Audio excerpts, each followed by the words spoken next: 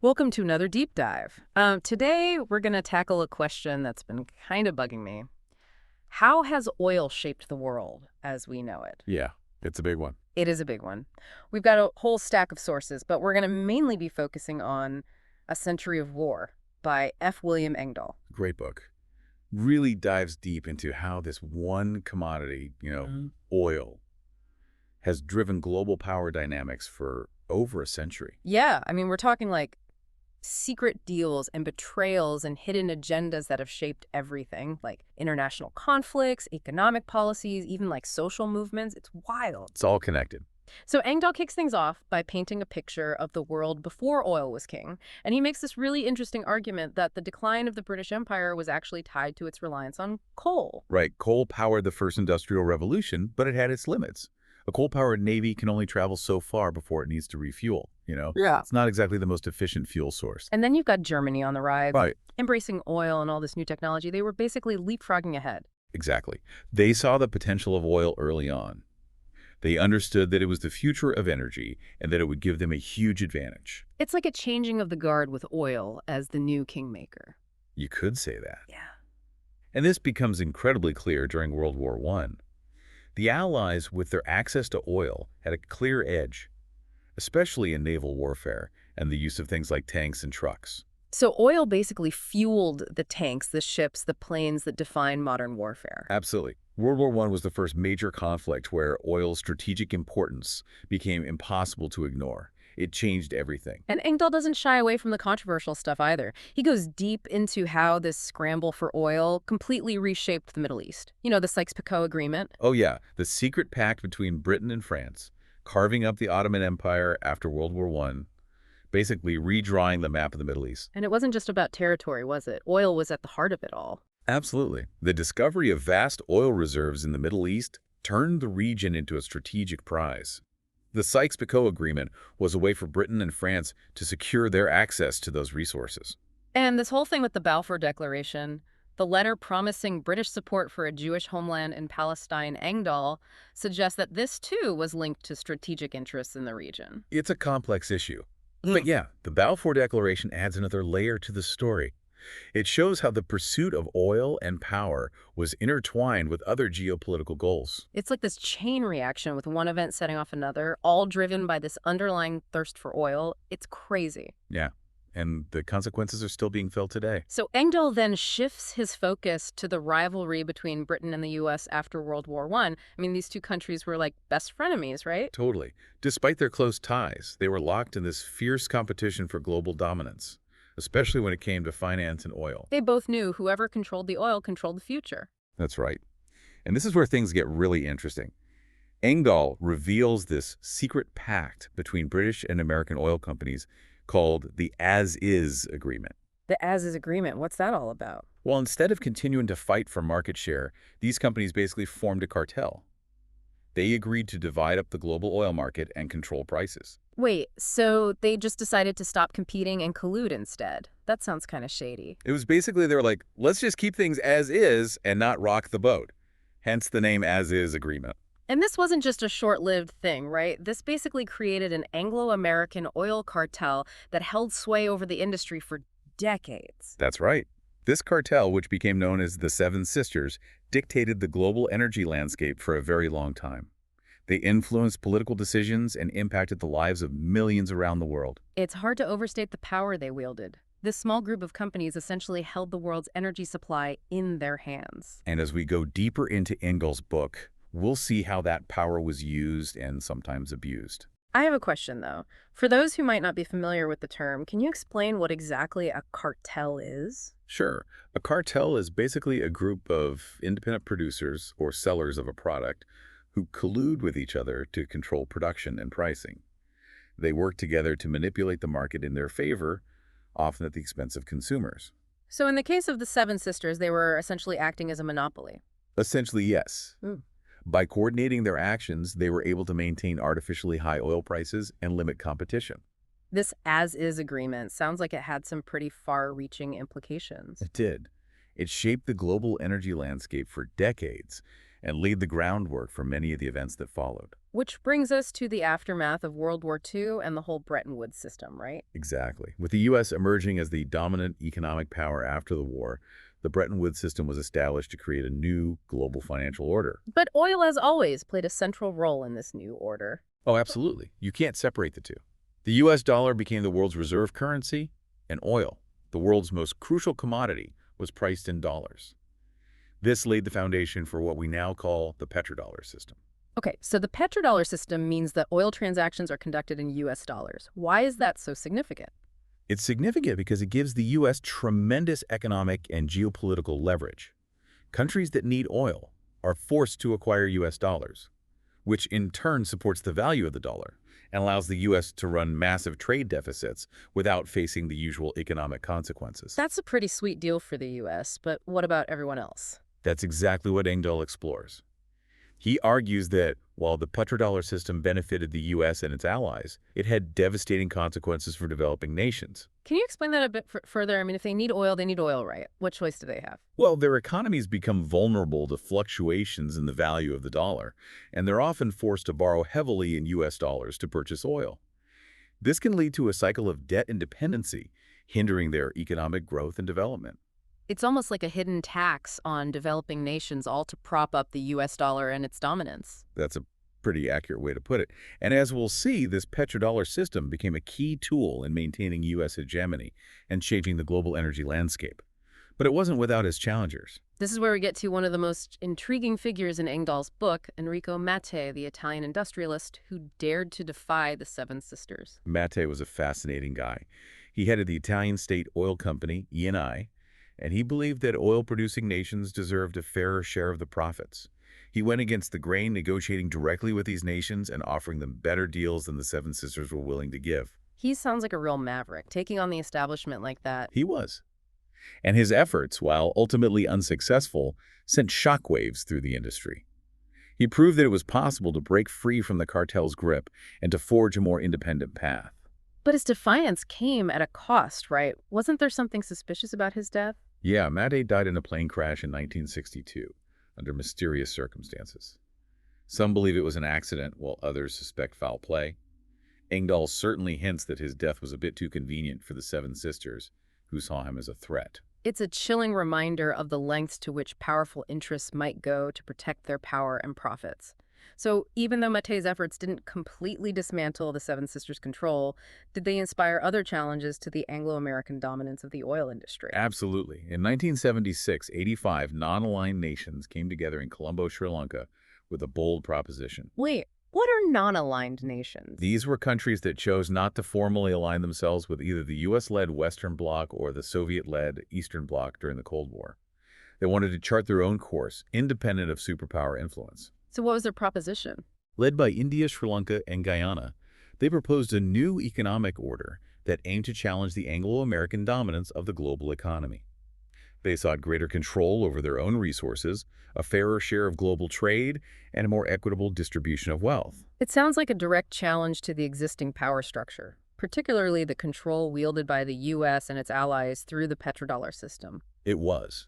They recognized the inherent unfairness of the system and sought to create a more just and balanced global order. However, their efforts were met with resistance, demonstrating just how deeply entrenched the existing power structures were. Did this resistance go beyond diplomatic pressure? I mean, how far were the established powers willing to go to maintain their control? Well, Engdahl suggests that these challenges weren't just met with diplomatic maneuvering. He hints at covert operations, economic sabotage, and even more brutal methods to suppress these movements and protect the established order. So even though these non-aligned nations sought to create a more equitable system, their efforts were ultimately thwarted by the powers that be. That's right. Their story highlights the immense challenges faced by those who dare to challenge the established global order, particularly when that order is built on the control of a resource as vital as oil. Engdahl really paints a picture of a world where power is fiercely guarded, and any threat to the status quo is met with a swift and often brutal response. It's a sobering thought. It is. Yeah. And as we continue to explore Engdahl's narrative, we'll see how this struggle for control over oil intensifies, leading to even more dramatic events and far-reaching consequences. Okay, so we've covered a lot of ground already. We've seen how the rise of oil led to the decline of coal-based empires, how it fueled global conflicts, and how it reshaped entire regions like the Middle East.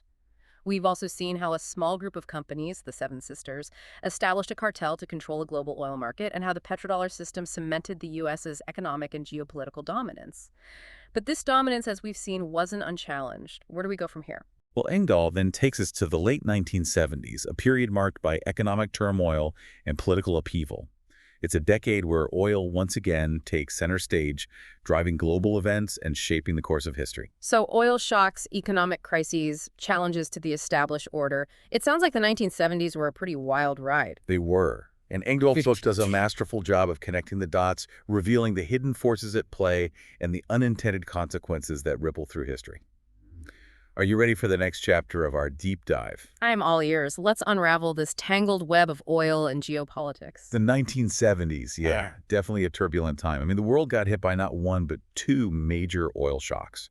Just massive disruptions to the global economy. Okay, so let's unpack that a bit. Start with the first one in 1973. What exactly happened? Right. So it all went down during the Yom Kippur War. You Yeah. know, the conflict between Israel and the coalition of Arab states, Egypt, Syria, is a tense time. Okay, I remember reading about that. But how does a war in the Middle East lead to a global oil crisis? Well, you got to remember OPEC, the Organization of Petroleum Exporting Countries. They decided to use oil as leverage, basically. OPEC flexed its muscles. You could say that. They imposed an oil embargo on the U.S. and other Western nations that were supporting Israel. So they basically weaponized oil. Yeah, it was a power move for sure. And it sent shockwaves through the global economy. Oil prices went through the roof. I mean, people were waiting in lines for hours at gas stations. There was rationing, all sorts of chaos. Wow, that's intense. Okay, so that was the first oil shock. But then just a few years later, in 1979, there's another one. What happened that time? That one was triggered by the Iranian Revolution. The Shah was overthrown and the whole country was in turmoil. It disrupted oil supplies and, yeah, prices spiked again. So two oil shocks in one decade. It's like the world was getting whiplash. Basically, these shocks really exposed how fragile the global economy was, Yeah. and how dependent we all were on oil. And this dependence, I mean, it's not just about economics, right? It also has huge geopolitical implications. Oh, absolutely. Oil has always been this tool of political power, and these crises just underline that fact. Engdahl makes this argument that these crises had a profound impact on economic thinking. It kind of led to the rise of what he calls monetarism. Right, monetarism. It's this economic theory that focuses on controlling inflation by managing the money supply. So the idea is that if you keep the money supply in check, you can prevent prices from spiraling out of control. Exactly. It was a big departure from the Keynesian economics that had been dominant for decades. Okay, so how did this monetarist thinking actually play out in the real world? Where you saw it most clearly in the policies of Margaret Thatcher in the UK and Paul Volcker at the U.S. Federal Reserve. They implemented high interest rates and really restricted the money supply. Trying to squeeze inflation out of the system? Basically. But those policies weren't exactly popular. I can imagine. There must have been some pushback. Oh, yeah. A lot of people argued that these policies, while successful in curbing inflation, also caused a lot of pain. Economic stagnation, unemployment. It hit the developing world especially hard. It's like that saying, the cure is worse than the disease. Yeah, something like that. And Engdahl goes on to suggest that this whole monetarist turn in global economics actually had a direct impact on the Soviet Union. The Soviet Union, how so? Well, he argues that the Soviet economy, which was already struggling, was really strained by the oil price shocks and the global economic downturn.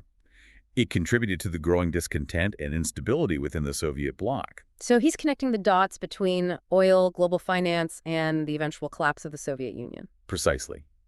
He's saying that the Soviet Union's demise wasn't just about internal factors. It was also a result of these external pressures, especially those related to oil and the global financial system. It's all connected. Right. And he ties this into a broader geopolitical strategy. He talks about thinkers like Halford Mackinder and Zbigniew Brzezinski, who believed that control of the Eurasian landmass was key to global dominance. So the collapse of the Soviet Union in that context was seen as a win for the West. In a way, yes. It eliminated a major rival and opened up new opportunities for the U.S. and its allies. But it wasn't all smooth sailing, right? Engdahl describes this shock therapy that was imposed on Russia and other former Soviet states after the collapse. Yeah, shock therapy.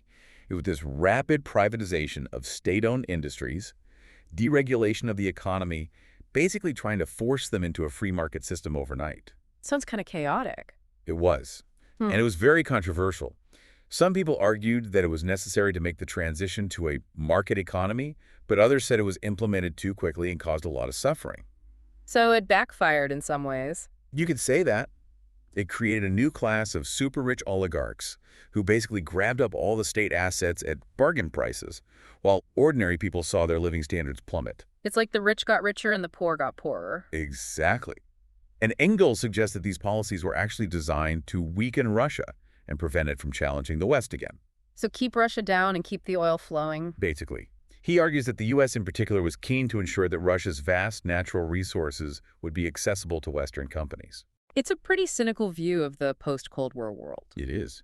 But it's a perspective that makes you think critically about what really happened and what the motivations were. Okay, so we've got the collapse of the Soviet Union, the rise of these oligarchs, and then what? Where does Engdahl take us next? Well, he shifts his focus to the 1990s and the rise of this concept called full-spectrum dominance. Full-spectrum dominance. That sounds kind of ominous. It is. It's a military doctrine that basically says the U.S. should maintain overwhelming superiority in every domain of warfare: land, sea, airspace, cyberspace, everything. Like global domination. Pretty much. Yeah. And Engdahl argues that this doctrine was driven in part by a desire to control vital resources like oil. She points to the 1991 Gulf War as an Okay. example, right? He argues that the intervention in Kuwait wasn't just about liberating a small country. It was also about protecting U.S. interests in the oil-rich Persian Gulf. Securing the flow of oil. Exactly.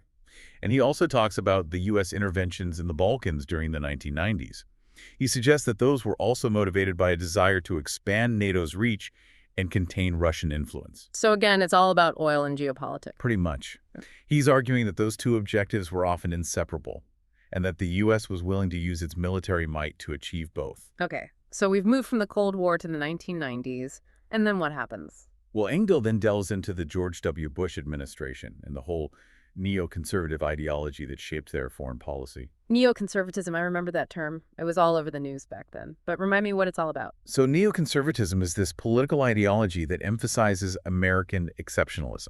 Yeah. The idea that America has a special role to play in the world, and it advocates for promoting democracy abroad, sometimes through military intervention. Okay. And how does this connect to Engdahl's narrative? Well, he talks about this neoconservative think tank called the Project for the New American Century. They were very influential in the Bush administration, and they advocated for much more aggressive U.S. foreign policy. More interventionist. Exactly. They argued that the U.S. should use its power to reshape the Middle East and prevent any rival powers from emerging. And the invasion of Iraq in 2003, that was like the ultimate expression of this neoconservative thinking, right? According to Engdahl, yes. He argues that the war, despite all the official justifications, was at least partly about controlling Iraqi oil and cementing U.S. dominance in the region. It was a very controversial war, and Engdahl's analysis definitely adds another layer to that whole debate. It does. He's making us think critically about the real motivations behind the war and the role that oil played in U.S. foreign policy decisions. Okay. So we've covered a lot of ground here. Cold War, 1990s, the Iraq War. It's a whirlwind. But before we move on, there's one more thing I want to touch on. Engdahl talks about this concept of peak oil. Ah, yes, peak oil. The idea that global oil production will eventually reach its maximum point and then start to decline. Right. He cites experts like Matthew Simmons, who warned about this approaching peak and the potential consequences. Simmons, he was an energy advisor to the Bush administration. And he argued that the world was facing an oil supply crunch much sooner than most people realized. So what does Engdahl make of this whole peak oil theory?